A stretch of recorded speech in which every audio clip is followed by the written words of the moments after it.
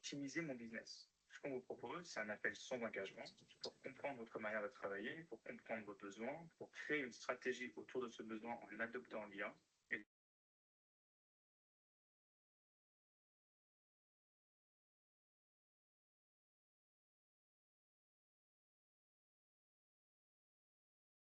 Okay.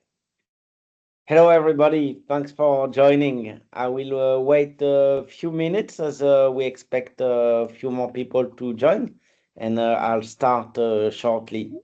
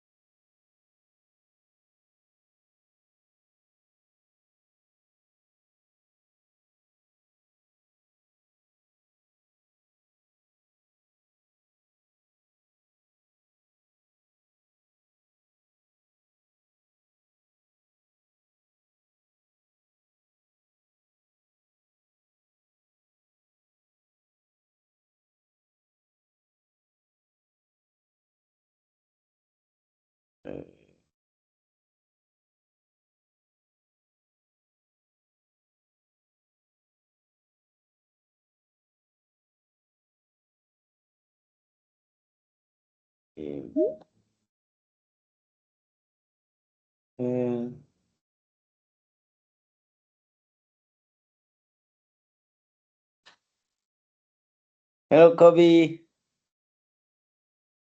Nice to see you with a sailor's haircut. Okay, so is this we're going.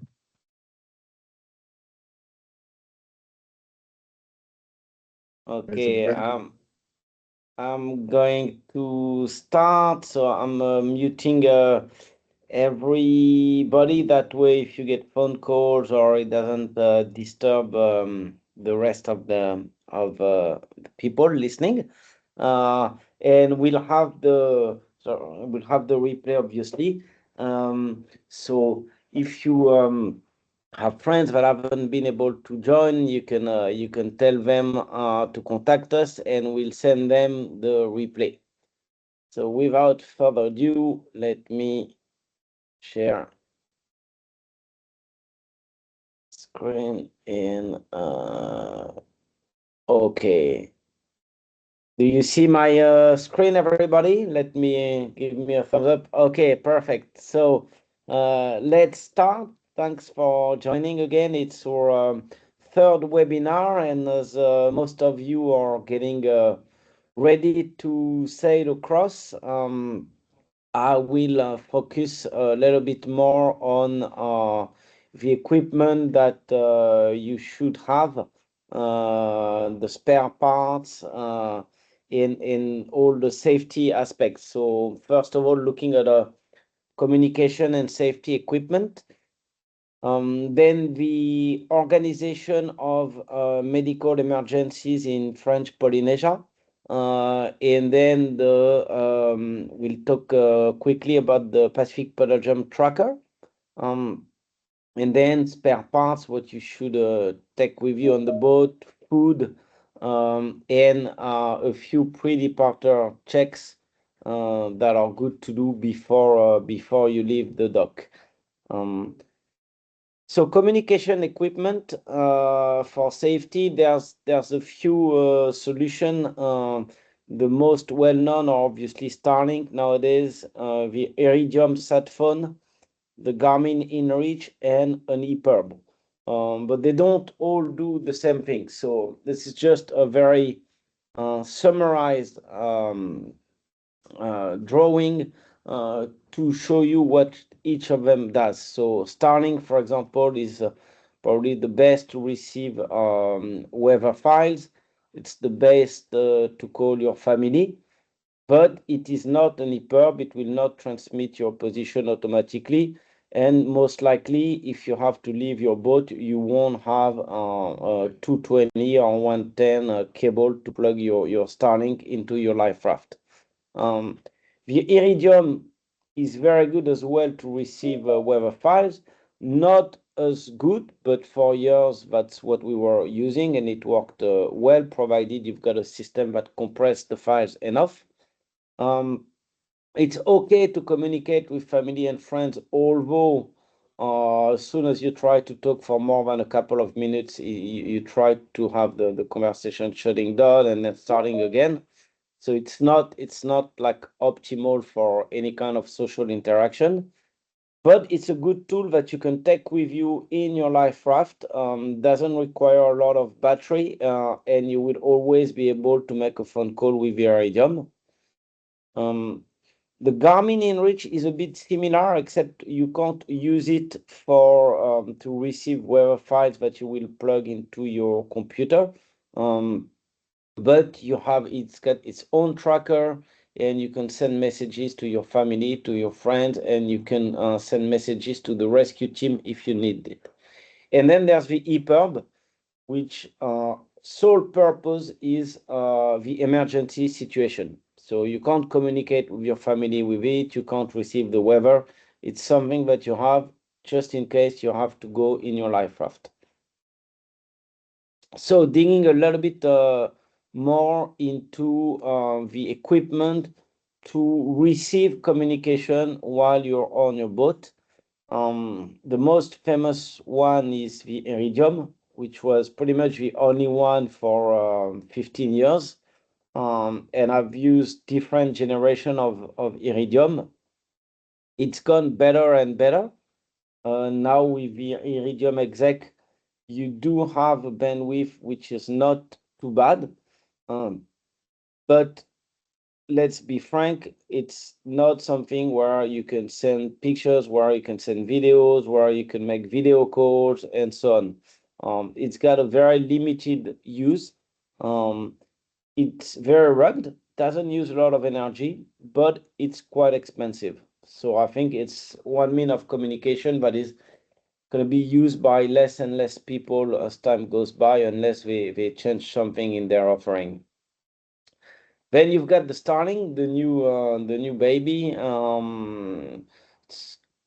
The price is really variable, and a Starlink Mini does work okay, even in the middle of the ocean. The maritime antenna works far better in the middle of the ocean, but it's very expensive. So you can choose, and even a Mini will be much better than an Iridium used to be.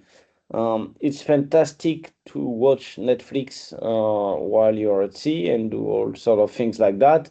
Talk with your family, do a Zoom call with them. Uh, but it's not something you can carry around easily, and especially not something you can put in your life raft with you unless you have organized a very dedicated system uh, uh, prior to the emergency situation. One thing to be very careful of with the Starlink is your data consumption. Got a friend that you'll probably see on the ocean soon. They are actually on their way to Panama right now, and he described it as saying that Starlink has its own way of counting the gigabytes.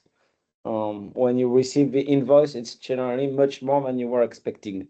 So keep that in mind for your crossing. If you've got Starlink, you've got to closely monitor what people are doing on the boat with the Starlink. Otherwise, you'll end up with hundreds of dollars to pay. And then there's the Garmin InReach. The new generation is the Mini 3 we've just released, which is very rugged, very easy to carry. It goes in a pocket. You can take it with you even when you're going on your dinghy, if you're going fishing, or once you're on the island, if you're doing a trek and you want to stay in reach of people. Um, it's got a reasonable price, and the data subscriptions are reasonable. It's really perfect for sending SOS messages, sending the tracker, calling for rescue. So it's something that can be a good add-on to have. For example, if you've got a Starlink on the boat, can be a good idea to have an inReach that you will be able to take when you go fishing with the dinghy, if you go far offshore, or if you go in the mountain, and you will be able to take it in your life raft if you need to. In terms of weather routing, once you've got your equipment to receive the files, you need two more things. You need a data subscription and you need the software. So going briefly about them, if you've got Starlink, you buy your data from Starlink. It's pretty easy. It's all online. If you've got an Iridium sat phone, you need to buy a data subscription from a provider, which can be generally the company that sold you the Iridium. The largest one being PredictWind.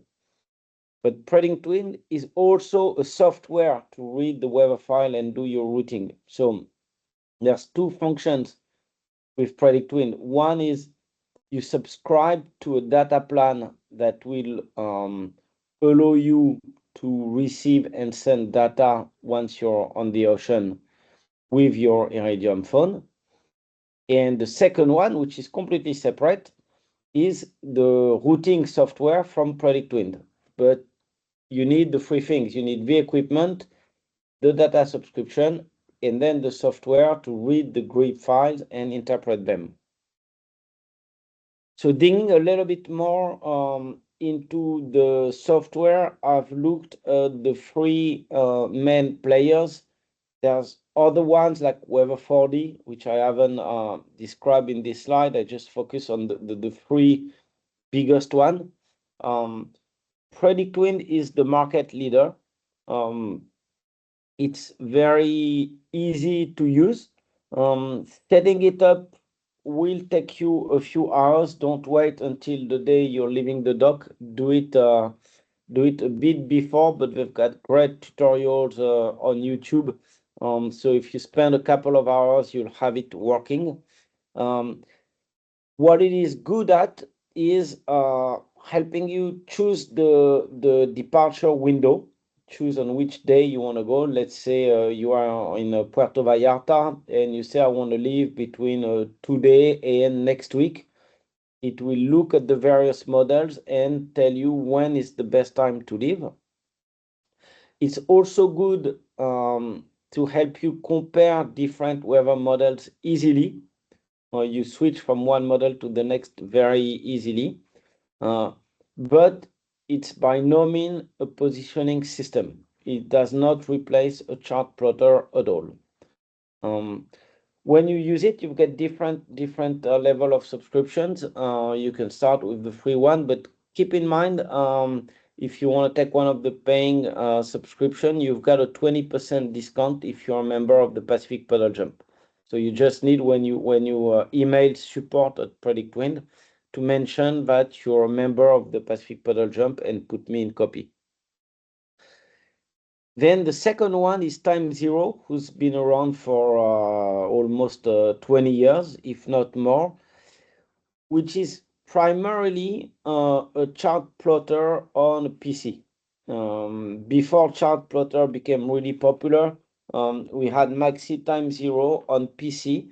And so it's very strong for positioning. It's very strong to create waypoints and calculate your route to the waypoint and so on. To use it really well, first you need a PC, but you should connect your PC to the NMEA network so that your Time Zero will get the NMEA data, and that way it's like a PC that will act exactly as a chart plotter, except you can also do other things with it. And in Time Zero, there's an extra module for routing. So it works very well, but it hasn't been designed as a tool for routing. It's been designed as a tool for positioning.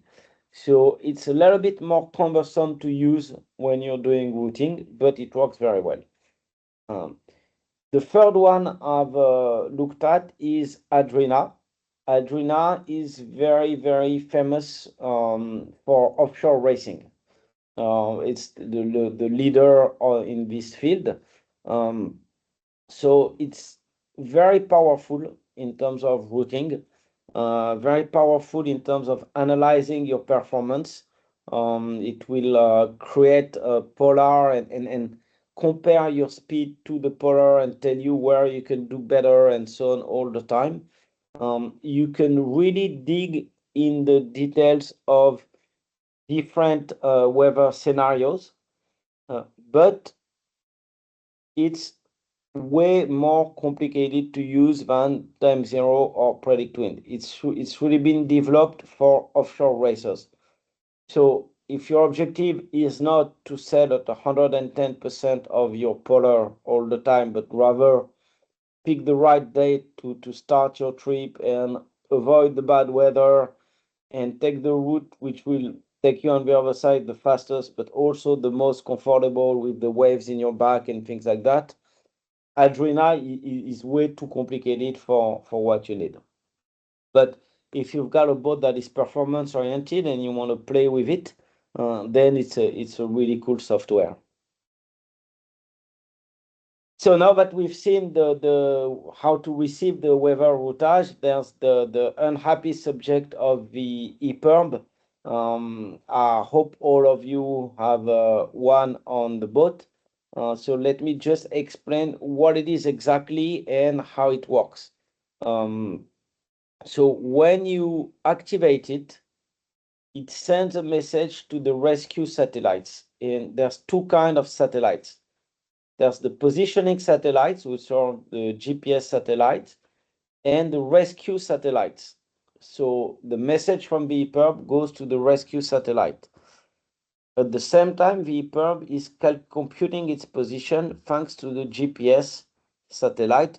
So it will send the message with your position to the global rescue, search and rescue management organization. It will be answered by the closest country to where you are, which will be responsible for organizing the search and rescue. One thing to keep in mind is if you've got an old generation EPIRB, you won't know whether somebody has received your message. So in theory, it should work, but you're not sure. If you've got a recent EPIRB, there's a signal that will light, which will tell you that your message has been picked up by a rescue satellite. From the moment the message has been picked up, the rescue are getting organized. You don't need to talk to anybody. They've got the message, they've got your position, they're going to do what they can to come and help you. But that's where having an iridium or an inReach that you can take with you is useful, because that will enable you to have a conversation with the rescue team. With the EPIRB, there's no conversation. They just know your position, the name of your boat, your name, and the fact that you have started your EPIRB. The latest generation of EPIRB also emits on AIS, which can be very useful because if you have to use it and you're in an area where there's other boats around, they will see it on their chart plotter. So that will go faster than the signal getting to the satellite sending the signal to the regional branch of the global search and rescue organization, who will then try to find a boat near you. Maybe there's boat actually 5 miles from you, and they will see on their chart plotter with the AIS that there's an EPIRB that has been ignited. Before you leave, do a test activation to make sure that your EPIRB works, and check the battery. So normally the battery lasts 5 years. I would strongly suggest that if your battery is near its end, you get it replaced before you leave. If your battery is very old, when you do the test activation, the EPUB will tell you that it's functioning, but what you don't know is whether it's functioning for half an hour or whether it's going to function for 48 hours. And chances are, if you're in the middle of the Pacific Ocean, you will need your EPUB to emit for many hours. By the time a plane or a ship can come, it's not going to be 15 minutes. It's going to be longer. So you want your battery to be as recent as you can. So your EPUB is going to keep working long hours. Changing subject with the link to the EPUB, how are medical emergencies organized in French Polynesia? Basically, between Mexico, Panama, and Galapagos, if you have to use your EPUB, it will be one of the Latin or South American country that will organize the rescue, and they all have a navy with ships. They might, we'll see that after, call the US for help, which has much bigger fleet. But once you are past the Galapagos, it's the big ocean, and French Polynesia will be responsible all the way basically between the Galapagos and the Cook Island on the west. So it's a very large territory, but it's pretty well organized. There's 3 different organizations that work together. First of all, there's the GRCC, which means Joint Rescue Coordination Center. That's the French branch of the Global Search and Rescue Organization. So their job will be to coordinate the rescue and the search. Very important to have their phone number and their email, because in case of emergency, you will potentially start your EPUB, but then with your Iridium or with your Starlink, you can email them or give them a call. You can, I'm sorry, it's in French, so not easy for most of you, but there's a podcast that's been done by a family that spent a year sailing around Polynesia last year. And they had a medical situation with one of their kids, where they were really like several days from any island, and they explained how it was organized, and it all went very smoothly. Um, in fact, there are, even in the islands that have very few people, there are places where you can stop that will have a nurse. So once you either start your EPUB or you call the GRCC, they're gonna coordinate. If it's medical, they will talk to the French Remote Medicine Center, which is in the south of France, who's not only for sailors, it's also take care of cargo ships. And they have doctors working 24/7.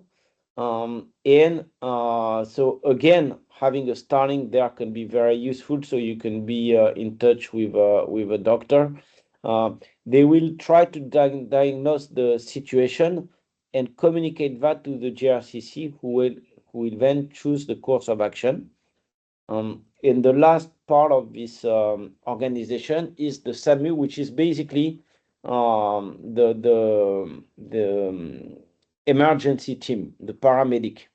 So if for one or other reason you need a very urgent surgery operation, the remote medicine center will decide that you need an operation. They will tell that to the GRCC, who will then coordinate between the different ships on your zone and the paramedic team. How do they do to take you to a surgery room? So you will be taken to the hospital in Papeete.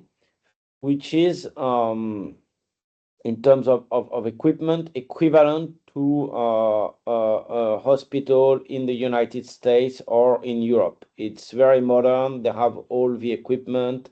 They have plenty of highly qualified doctors. If it's not that complicated, the GRCC might ask you, they will direct you to the closest island where there will be a nurse that can take care of you and then decide whether you need to be put in a plane to go to the hospital or not. But so to summarize, having a phone to call the GRCC is very useful, not just relying on your EPIRB, so having some sort of satellite phone. Write down their number, but rest assured, in French Polynesia, there are airstrips in most of the islands and planes that can take you to the hospital if needed. There's French Navy ship and there's cargo ships and other sailors, and it's very well organized. So hopefully you don't end up in a situation like that, but it is well organized. You don't have to be scared about it. Of course, before you end up in hospital, you're gonna try to solve whatever medical problem you have. So it's very important when you leave to have a complete first aid equipment kit. We've put a link in the jump zone where you can download it's the typical French list, which is made for offshore sailors. Ideally, you buy all that before you go, and you adapt it to your specific case. So, how many people are on the board with you? What is their age? Someone 2 years old doesn't need the same medical medicines or instrument that somebody 75 years old. What are your pre-existing medical conditions and the conditions of the rest of your crew, and whether you want to be able to help others or not. For example, if you are a doctor, it can be very nice to bring a little bit more things.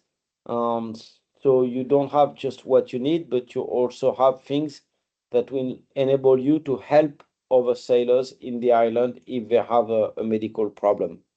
So really download the list and then look at it and adapt it to you, your boat, and your crew, so you're really prepared in any situation. Setting up the tracker. The tracker is the easiest safety tool, because it means that other boats can see where you are on the ocean, and you can see other boats, so you can then try to contact them if you know that they're close to you. Setting up the Pacific Pedal Jump tracker is very easy. You just need to go on Predict Wind, open a free account, so you don't have anything to pay. Once you get your Predict Wind account, you create your Predict Wind tracking page, and then you email us with the link to your tracking page and the email address you use to create the Predict Wind account.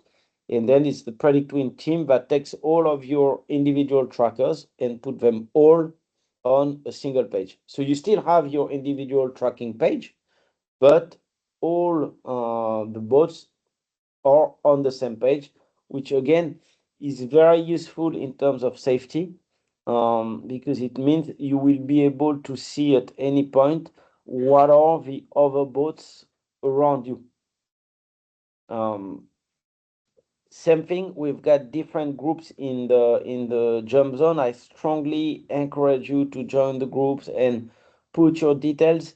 You can put a lot of social information, your Instagram account and so on, if you want to exchange with other sailors on those social networks, but you don't have to.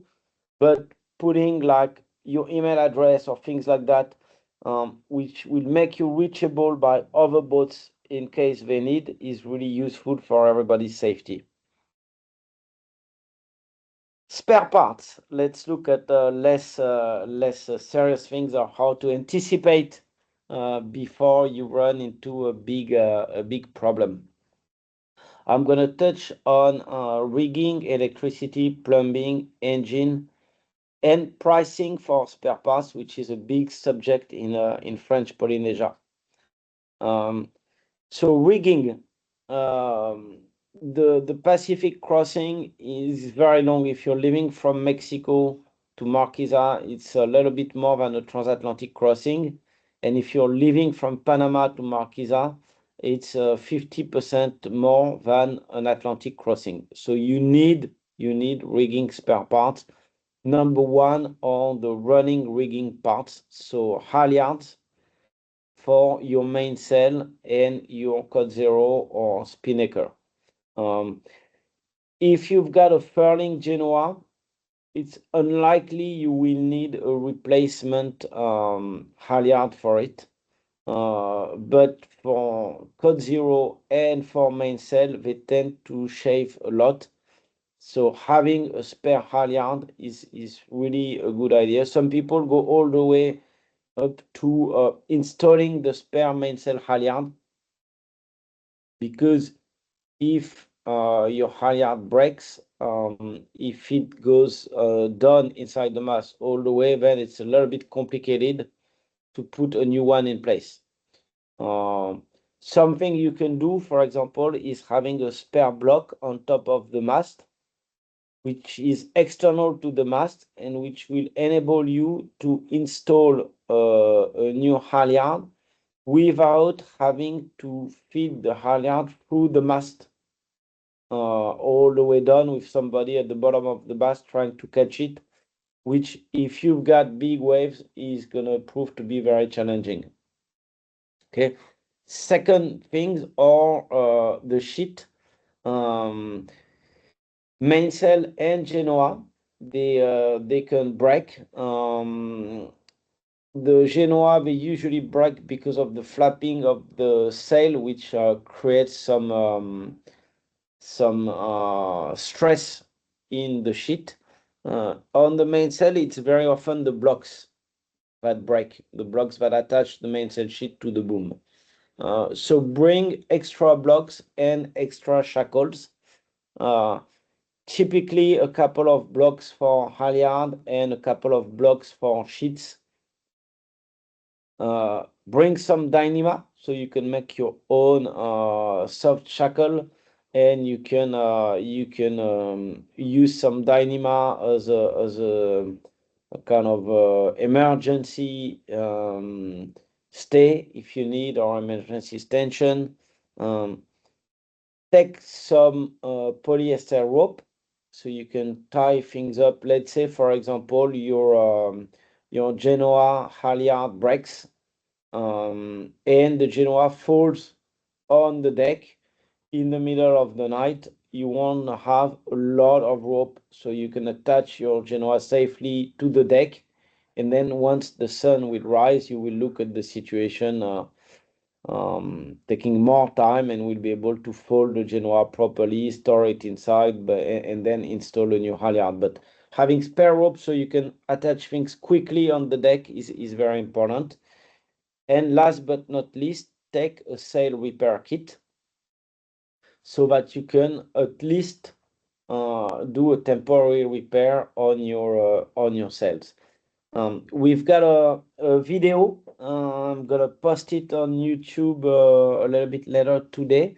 It's an interview of Pauline from Elstrom Sails, and she describes the most important points to check on your sails before the crossing. So have a look at it. It's very instructive.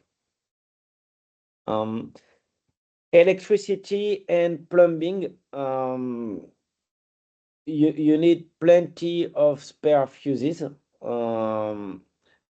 some relays, especially for the windlass, and things like the shower pumps. So have some spare relays. some 12-volt obviously cable, so you can connect a new pump if you need or something like that easily. Have at least one spare bilge pump and preferably a spare bilge pump which is similar to the normal one you have, and an extra strong emergency bilge pump which you can move around in the boat. So you need long electric cables so you can connect it to your batteries, a long hose, and then you can move that very strong bilge pump wherever it's needed. Because if you hit something in the water and you make a proper hole in your hull, the normal bilge pump are not going to be enough. It will take you some time to repair, and during that time you need a much stronger bilge pump that can really get rid of the water as fast as it's coming in. So that's for plumbing and electricity. Electronic, it's a very sensitive part of your boat, and some things tend to break. Number one is the wind sensor at the top of the mast. So if you can take a spare one with you, because if you get into a strong squall, you might lose the existing one, or it could get corroded. There's plenty of reason why it can stop working, and when it stops working, it means you don't have the indication on the wind, and you cannot use your autopilot in wind mode. So it makes it a little bit more complicated. The second thing that tends to stop working is the speed and depth sensor. So try to have a spare one again. And then there's the autopilot. So that's a very expensive item. Most people choose not to have a spare autopilot.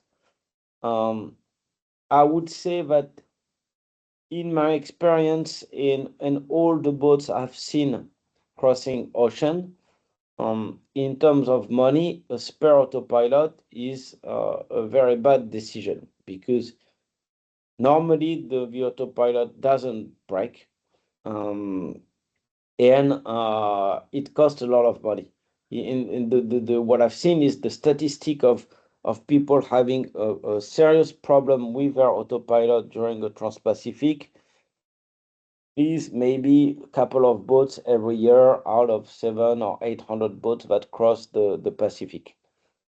On the other hand, if your autopilot breaks and it's the middle of the crossing, it's going to be a little bit of a nightmare making it to the Marquesas, or if you have to helm the boat all the time, especially if you're short-handed.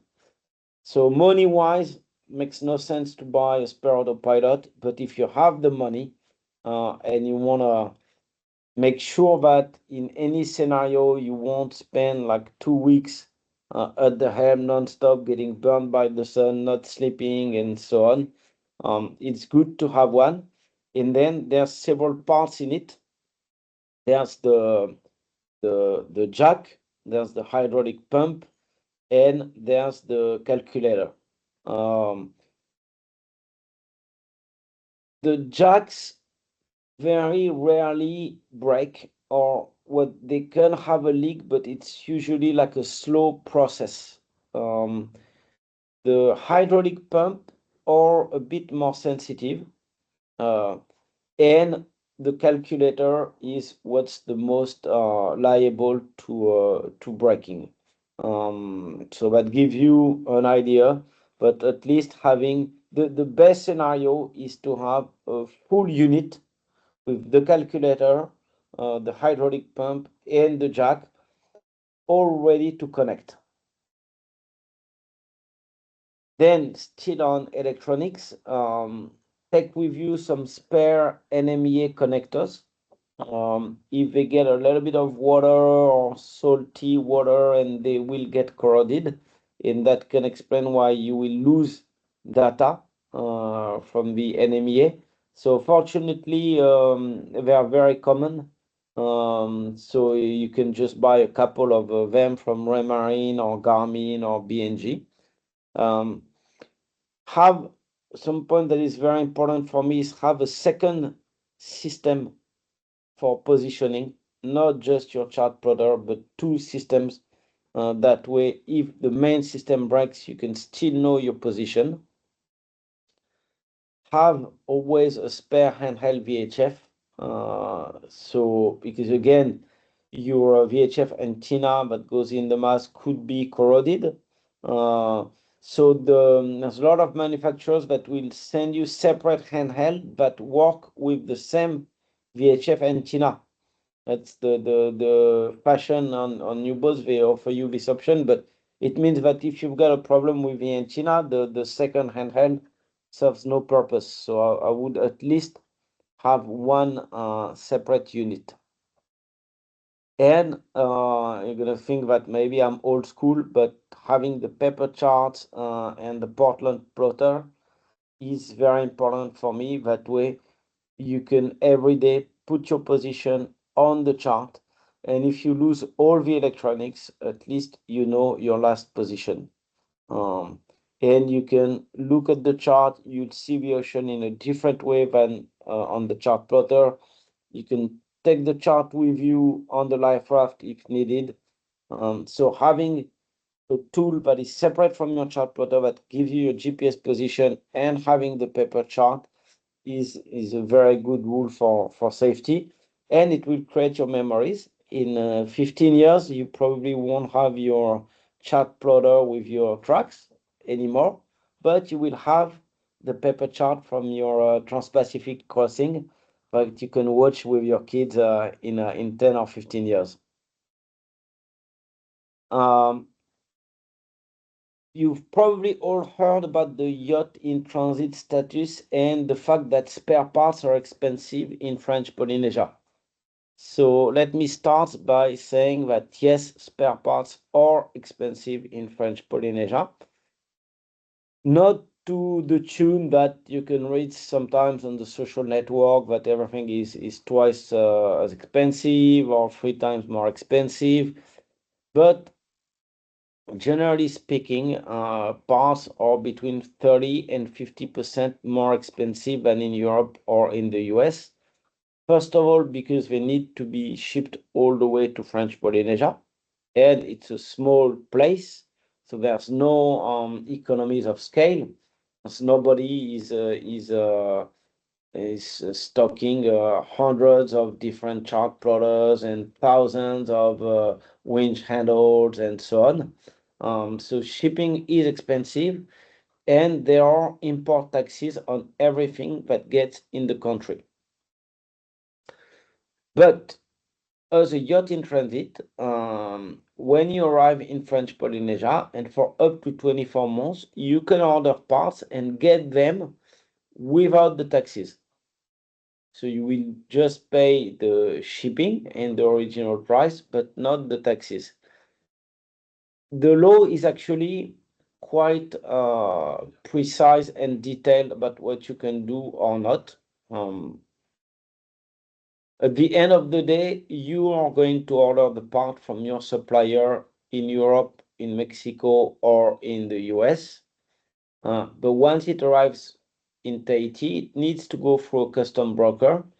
So talk with your custom broker before ordering to make sure that you're respecting the law, because otherwise they won't allow you to do it as a yacht in transit. So the first part of the rule is that the original part must have been broken before you arrive in French Polynesia. Let's say you arrive in French Polynesia in June, you stay 2 years, but after 18 months, you want a new dinghy, then you cannot get the new dinghy tax-free because you're a yacht in transit, because your dinghy was working properly when you arrived in the country. And after, if you've got a problem, well, you're like everybody else, you go to a shop and you pay the normal price. But if something has broken on your boat before you arrive in French Polynesia, then you're entitled to get a replacement tax-free. Second thing is the invoice must be in your name with the name of your boat and the mention yacht in transit. Don't order something and put as an address Sail Tahiti. It doesn't work. It can be the delivery address, but the invoice must be sent to you as the boat owner. If the invoice is written to a company in Tahiti, then this company will have to pay the taxes on the part. So what's written on the invoice is actually very important. It must really be your name, the name of your boat, the mentioned yacht in transit, and then you can write deliver to whatever, your cousin, my company. It doesn't. It's not a problem. Then you need to prove that you will leave French Polynesia with the new part on the boat, or that you have destroyed the old part. What the local government does not want is people coming on a boat, having the yacht in transit status, and buying 200 t-shirts from Zara, 300, I don't know, football shoes, and then selling them in Tahiti without having paid import taxes on them. So the custom broker will ask you to prove that the new part, the replacement, is going to stay on your boat, and when you leave French Polynesia, your boat will leave with that new part, and that the old part is going to be destroyed. Okay. The last thing to keep in mind is you have to apply through a custom broker, and they make an application for you with custom. So they're going to charge you about 400 euros. So if you are importing, let's say, a new sail, then that's really worth it, this status. If you need a piece of rope or a knife or an electronic chart, then don't bother doing the yacht in transit. The application is going to cost you more than what you will save in taxes. And last but not least, a lot of people ask friends to bring parts in their luggage. Especially nowadays, you can find online in the US or in Europe, you've got a big discounters on the boat parts. But just be careful that your friends or your uncle or your sister or whatnot her luggage can be checked at the airport, and in which case they will have to pay the import duties. So if it's something small, it's worth taking the risk, but don't imagine that you're gonna have friends bringing tons of spare parts. Either it's something really expensive and you do the yacht in transit status, or it's something not that expensive and then you buy it from a normal company. It's a little bit more expensive than elsewhere, but that's the price to pay to be in Polynesia, unfortunately. If you want, you can ask us for part. We've got a lot of electronics and electrical parts in stock. Or we've got things like spare windlass engines. So if we have something in stock, we'll give you a quote immediately. And if we don't have it, we'll tell you at which shop you can find it in Papiti. Or if it's something very specific, it will take us a bit more time, but we'll give you an indicative quote and with the shipping time. But remember, everything that is shipped individually will cost a lot in shipping. Everything that has been bought by my company or any shop in Tahiti we've tried to optimize shipping. So when I import parts in Tahiti, I don't import just one part. I try to import a container, 40 feet full of parts, and that way the shipping cost is diluted on the number of items. So that's something to keep in mind. If you need something urgently, and you order it from Europe, it will cost you, in that case it is true, 2 or 3 times the price of this part in Europe, because it will be shipped by plane, which is expensive, and on top of that you will potentially have the taxes.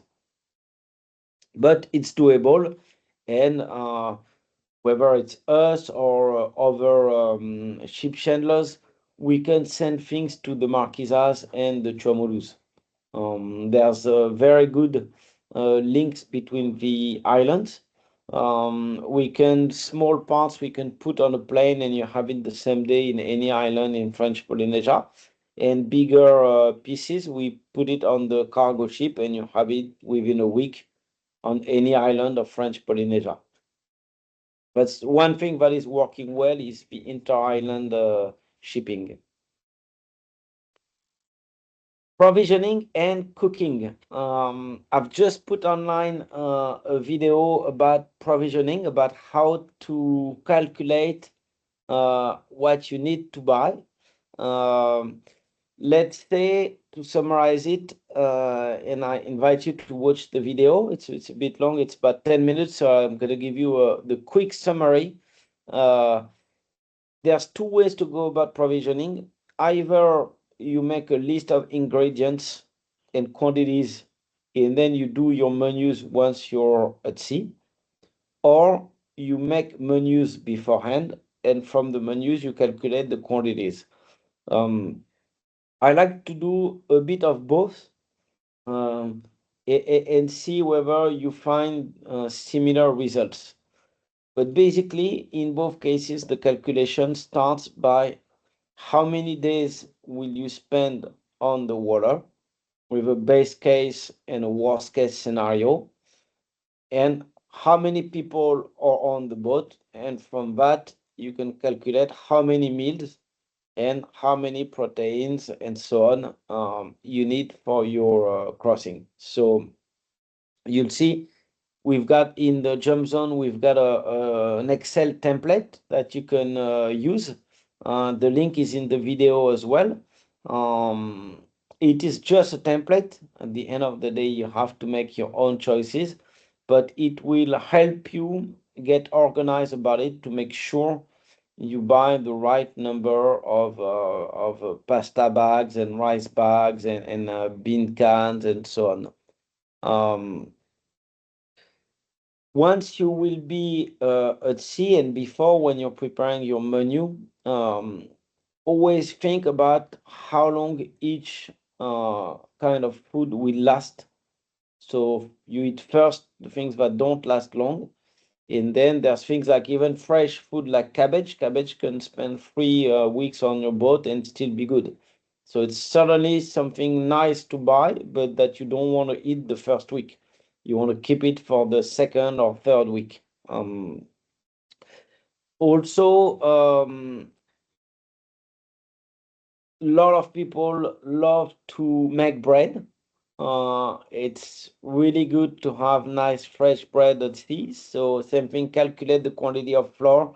Let's say that you're gonna do a loaf of bread every 3 days, so you calculate how much flour you need.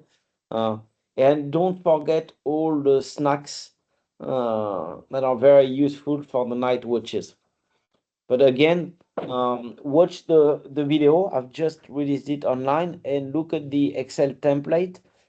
It's not bulletproof, but it will help you make a list when you go to the shop before you leave. Fishing, and that's the link with the proteins.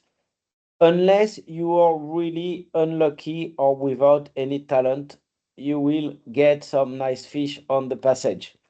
Yeah, I've never seen someone not catching a fish during a Pacific crossing. But it doesn't happen every day, and usually in the Pacific, it's big fish. So first of all, you need the right equipment, which is very long and thick lines. If you fish on a power boat, like most people, once the fish bites, you stop the boat, and when you're reading, you actually back up towards the fish. So there's not a lot of tension in your line. On your sailboat, and especially in the trade winds, once you're downwind, if the fish bites, it will take you a lot of time to stop your boat. And generally speaking, the fish swims in the opposite direction as to where you're going, right?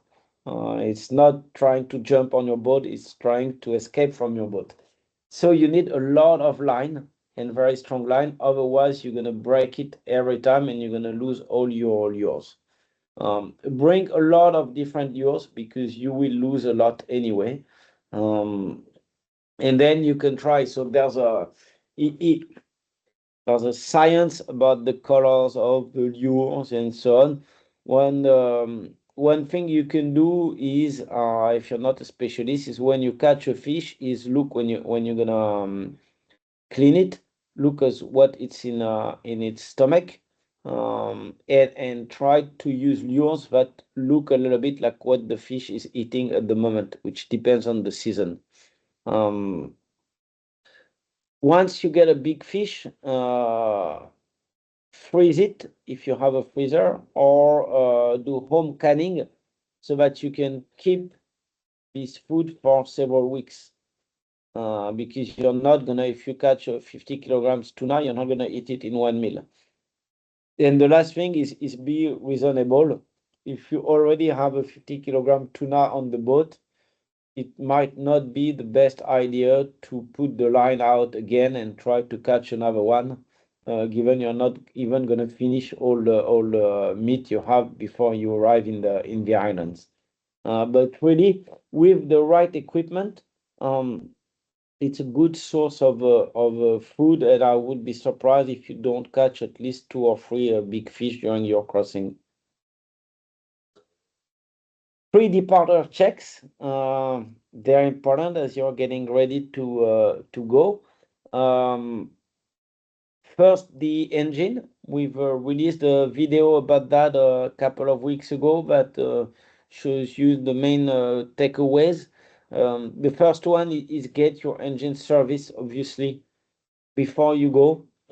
If you're not very used to doing it yourself, get a professional to do it. That's really the time in your life when you want it to be done well. Watch how the mechanic does it, so you understand. And if you have a problem, if you're not familiar with the engine, at least if you spend a few hours with the mechanics that did the service on your engine, you will have a better understanding.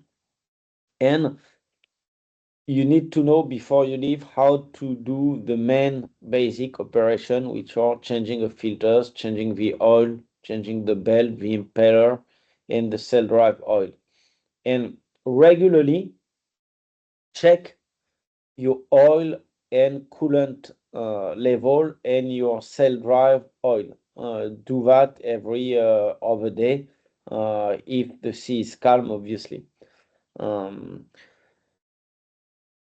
Take some filters, some impellers, and so on with you, so you can do a full service just by yourself if you need.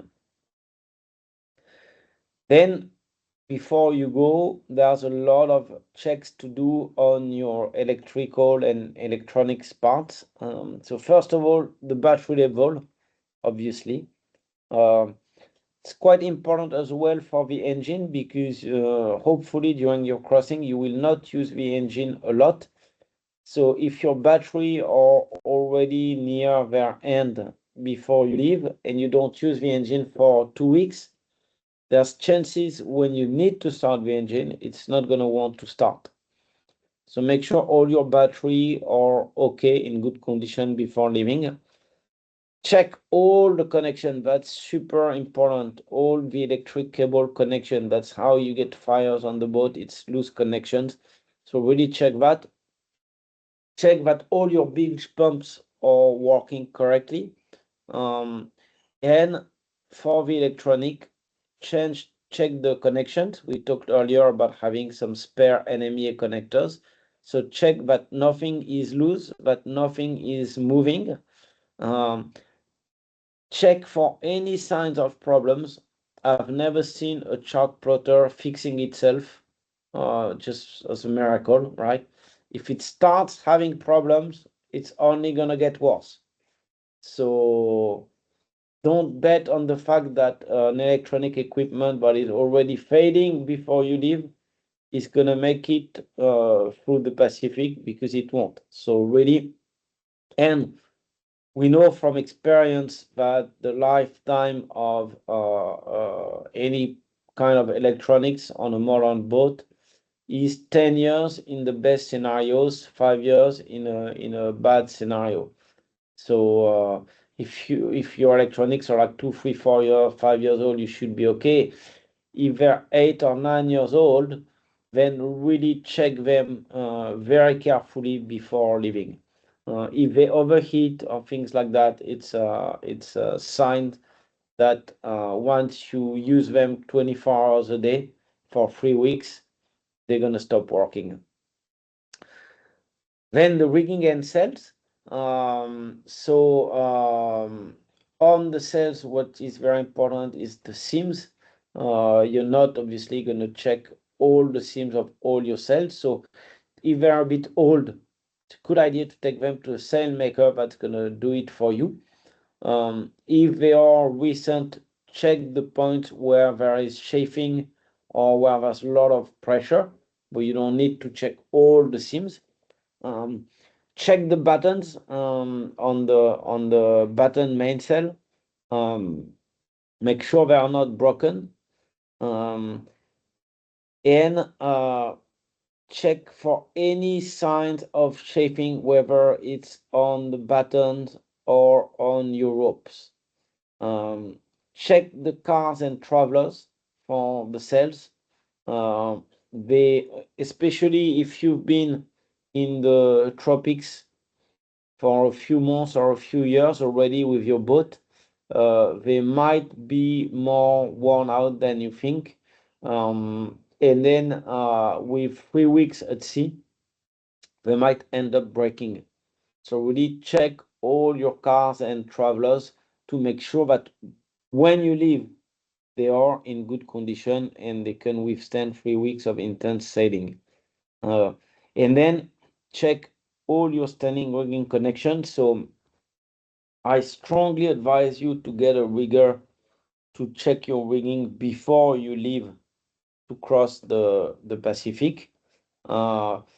If you've had a professional rigger check your rig recently, let's say 3 months ago, 4 months ago, maybe you don't need to call him back and you do the check yourself, but really check any and all of the connection for any sign of even corrosion on a connection. Take a sponge, some soap, clean it to see when you have corrosion on a connection. It might be a crack underneath the corrosion. So don't just let a sign of rust on a connector. Clean it with soap until you see if below the rust there's a crack or not. So we've done a video about the engine checks. I hope you'll find it useful. We go through the main operations and things to check. Give me a call if you've got questions about any of this subject. How are the emergency organized in French Polynesia? How you can get spare parts? What you should check on your boat. If you want, we're gonna open the opportunity to do one-on-one from next week. So actually from the end of this week, So we can do a one-on-one video call from your boat. So if you've got things you want to discuss, that's a good opportunity to do it. And I will be in Panama next week. So going to Shelter Bay Marina and then Panama Marina and Linton Bay. So if you're in Panama, hopefully we can meet. If you can't make it to one of the general presentation, just send me a mail and we'll try to meet wherever you are in Panama. Bocas del Toro, I don't think I will have the time to go, but if it's in the marina on the Caribbean coast or on the Pacific coast, I will be happy to come and meet you there. And then I'll see you in a few weeks on the other side. We'll have another webinar in the coming weeks about what to do after the Pacific paddle jump, where we'll talk about the other islands west of French Polynesia. So Tonga, Fiji, Vanuatu, New Zealand. We'll talk about shipping your boat back on a cargo. And we'll talk about selling your boat if you don't want to keep sailing west nor sending your boat back home, how to best sell your boat in the Pacific. So I think I'll do that webinar after I'm going to Panama. So I will be in Panama next week. In the week after, we'll do a webinar about what to do after you've crossed to French Polynesia. So that's it. Feel free to ask me questions in the chats if you want. Hopefully I can help you.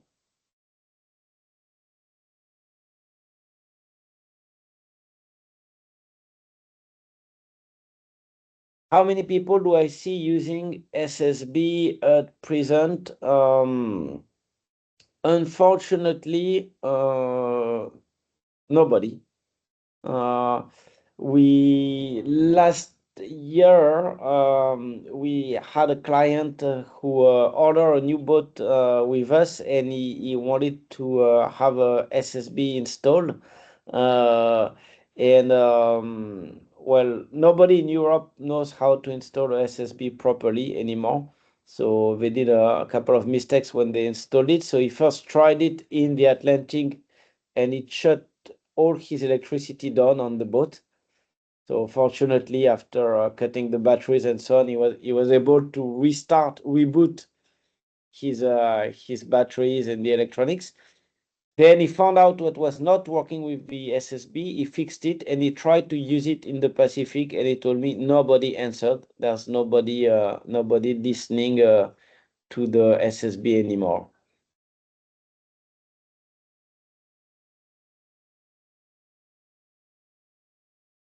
I think with Starlink, it's making it so easy to communicate and use the social networks and so on that people have kind of forgotten the use of the SSB.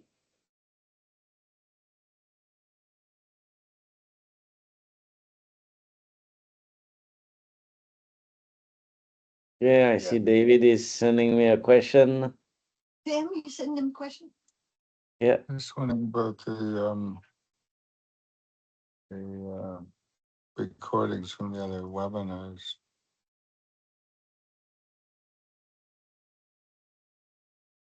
What did you say, Tim? Oh, I was wondering about the recordings for the other webinars. Are Yeah. they available on the jump site? No, they're online, but it's a private link which I can send to you. We might actually put them on the jump zone. Okay. Yeah, we'd like to take a look at those. We missed a couple of them. Okay. That'd be great. So what food is likely to be available in the Marquesas at reasonable cost? Fruits. There's going to be so much, and you might not even pay for them. Depending on how lucky and friendly you are, people might just give you fruit. Same thing for tuna. Um, but apart from that, the rest like rice, pasta, and so on, you will find, but it will be expensive. Um, and might not be very easy to get. Um, there's like in the Marquesa, there's the cargo ship coming every 2 weeks or 3 weeks. There's 2 or 3 cargo ships coming. So they bring rice and so on for the population that gets into the shops. But first of all, there's very few grocery stores. Okay, like really, really few. There's almost in some islands there's no stores at all on the island, right? Um, but then in the main island, like Ivaoa and Nukuiva, they have like one grocery store in each, no supermarket, but a grocery store. But if the cargo ship comes every 3 weeks, and if you arrive just before the cargo ships, you go to the grocery store, it will be empty. Um, and they will tell you, look, don't worry, the cargo ship is coming in 3 days. Can you wait 3 days? But then when you go 3 days after, don't buy everything because the local people they also need some food. So don't just go to the shop first and buy all the rice and say, oh, I don't care about the locals. Anyway, they get up pretty early, so they will probably be there before you. But just in case, don't buy everything. Uh, uh, no, wine, cheese, and bread are not subsidized. Actually, the one thing you should buy before leaving is alcohol, because there's 100% tax on it. And the tax is calculated on the cost including shipping. So let's say a bottle of wine which costs $10 in the US from the Napa Valley. You say you add $2 of shipping, so it's $12, and then there's 100% tax, so it's going to be sold for $24, whereas it was $10 in San Francisco. Um, so alcohol is really, really expensive in French Polynesia. So best to bring some rum or wine or whatever you want with you before. It's the same rules than when you're buying duty free on a plane. I think you get the right to have 2 bottles of strong alcohol per adult on the boat. So don't bring 1,000 bottles of rum. If customs check you, you might end up having some problems. What should you bring to trade with the locals? It's really things that will be useful to them. So the first one is fishing lines, lures, and hooks, because that translates directly for them into their capacity to go fishing if they've lost all their hooks. So really, fishing equipment is something they will really value. If you are a hunter, you can bring cartridges, because in the Marquesas they hunt wild goats and wild pigs, and sometimes they run out of cartridges. So if you've got a rifle, you can bring some cartridges. They will be happy. Don't bring a gun. I mean, if you bring a gun, you have to declare it to custom and a special process, right? It's a very it's illegal to carry a gun in a French territory without a license first, and your gun must be declared. So don't bring a gun hidden on your boat, or hide it really well, but don't show it to anybody in the island. Uh, but if you've got some spare cartridge at home because you're hunting, you can bring some along, and they will be very happy to get them from you. And in exchange, maybe for one cartridge, we'll give you a whole goat or whole pig, you know. So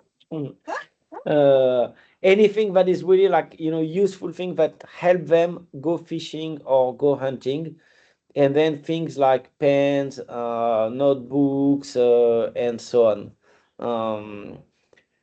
Oh, plastic. Then, yeah, there's a new regulation. So I've been in a meeting 10 days ago with the biosecurity department. It's brand new. They actually it's not brand new, but they used to focus on checking cargo ships and passenger ships only.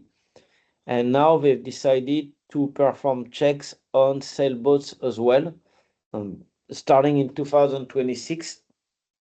I don't think, with all their goodwill, they will really be ready in 2026 because most boats are leaving now. And we've got just one person in Nukuiva to cover the entire Marquesas.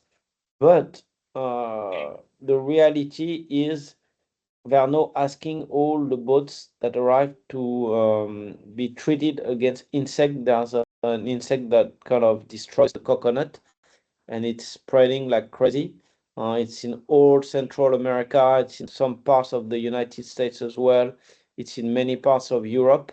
And French Polynesia is still immune to it. So they're trying to keep it like that. So before you leave Panama, you need to do the fumigation. And unfortunately, if you stop in Galapagos, you need to do it again because there is this insect in Galapagos. So, and same thing, if you leave from Mexico, you need to do the fumigation. I know in Panama, it used to be a bit of a scam where they would take $100 from you, stamp the paper saying they've done the fumigation, and then not do it because honestly, it's not very nice to have your boat fumigated. But for years, it was like that with cruisers just, you know, getting the paper stamp and then arriving in Galapagos. But the result is that now there's the disease in the Galapagos as well. Um, I don't know if it came through like a sailboat or a passenger ship, or but if we can try to protect French Polynesia from those parasites, it would be good. So yeah, they will. If you can, get your boat fumigated, it would be much appreciated by the authorities. I don't think they will do a fine or anything in 2026, but in 2027, for sure, it will be fully in place. Um, so there's no protocol that we've created to exchange between participants of the puddle jump. But the idea is that if all of you put their email or their phone number in the jump zone, and have the tracker so people can see you, then it will be easier to discuss between boats. And the one of the purpose of the Pacific Paddle Jump is really to create links so that during the crossing or once you're on the island, you can enjoy some time together and exchange help. But there's no strict protocol. Typical caliber cartridge, I don't really know because I'm not a hunter myself, but I think they've got like like a classic hunting rifle, like a 22 long rifle or something like that. I don't know if it's good information.